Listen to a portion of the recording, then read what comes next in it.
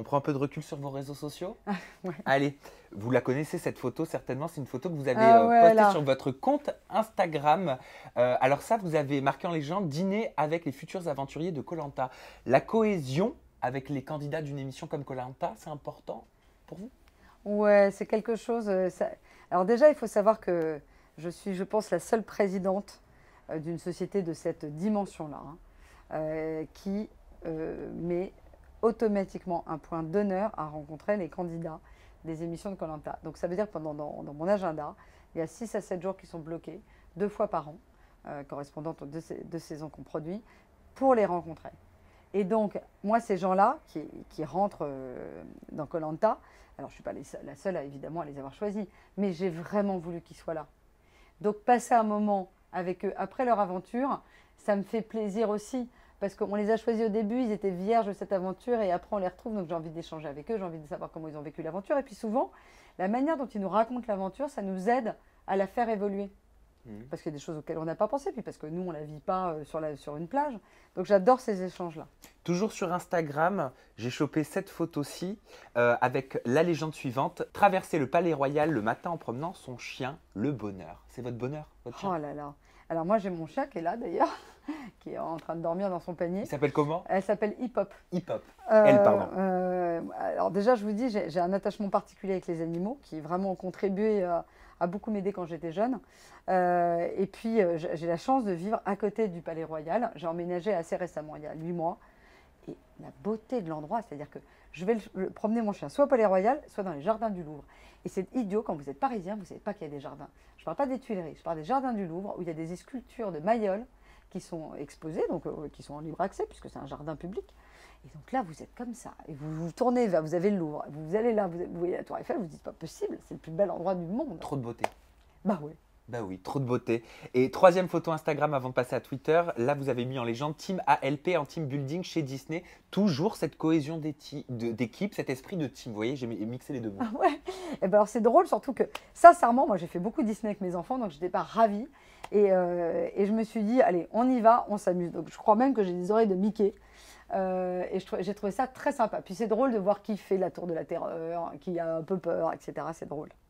Du côté de Twitter, vous faites preuve d'un petit peu plus d'humour. Avec cette photo que j'ai sélectionnée, avec la légende, c'est bon, je peux être ministre de la Culture. Hélène Rollès, symbole de la culture française en Chine, où on la reçoit comme un chef d'État. Ça fait beaucoup rire, ça. Ah ouais, non mais il faut dire que... Alors, j'ai pas de problème avec Hélène Rollès, hein, ce n'est pas Moi non personnel. plus. Mais moi, sincèrement, on m'a jamais considérée comme une intellectuelle. Et donc, d'un seul coup, je me suis dit, bah, en fait, quand je suis débile, quoi, si Hélène y arrive en Chine, pourquoi je n'y arriverais pas à être au ministère de la Culture? Après tout, on se met toujours des barrières, et donc ça m'a fait beaucoup rire. Mais ça vous plairait d'être au ministère de la Culture? Non, parce que je pense que pour le coup, on se pose quand même... alors, la différence entre une femme et un homme, il y a des femmes qui disent ça, les hommes ne se posent jamais la question de leur légitimité à un poste, les femmes se posent toujours la question de leur légitimité. Elles ont toujours l'impression qu'elles ne sont pas légitimes.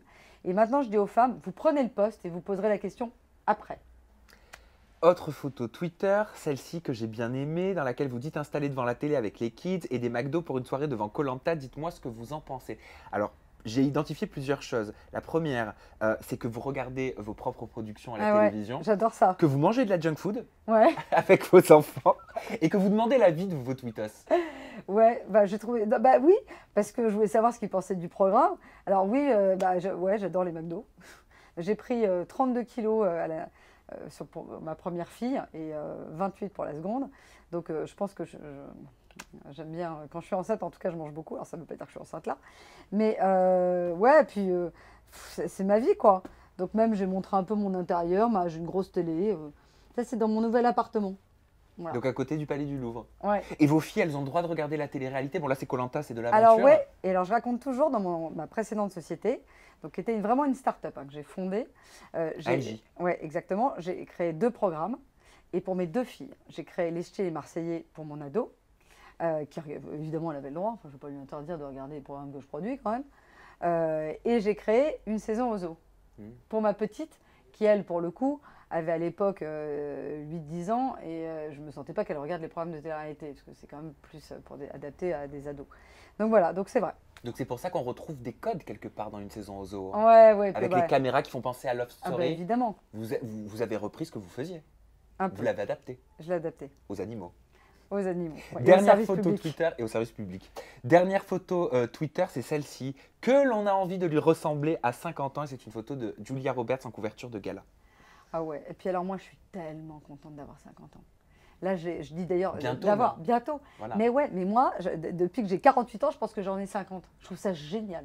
Pourquoi c'est génial? Ah bah je sais pas, je trouve que c'est quand même long le chemin pour y arriver quoi. Ouais. C'est dur tout ce que vous devez passer, etc. Puis je trouve ça génial. Par exemple, j'ai arrêté de voir des gens que j'ai pas envie de voir. C'est-à-dire j'ai arrêté de faire du social clubbing. Je vois que des gens que j'aime maintenant. Je trouve ça génial, mais je trouve ça top. Et en plus, je suis avec un loulou qui m'a dit, quand il m'a rencontré, il m'a dit mais qu'est-ce que c'est bon de rencontrer une femme qui a mon âge. Donc je me suis dit, bah voilà.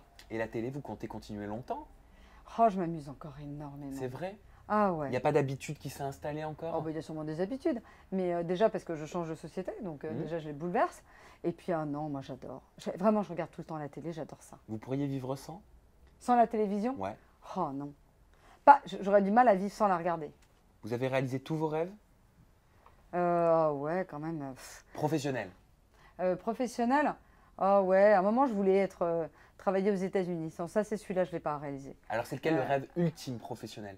Alors, c'est plus un rêve que j'ai, mais Ouais. que j'ai eu très très longtemps quand même, hein. C'est de travailler aux États-Unis dans un grand network américain, dans une chaîne de télévision américaine.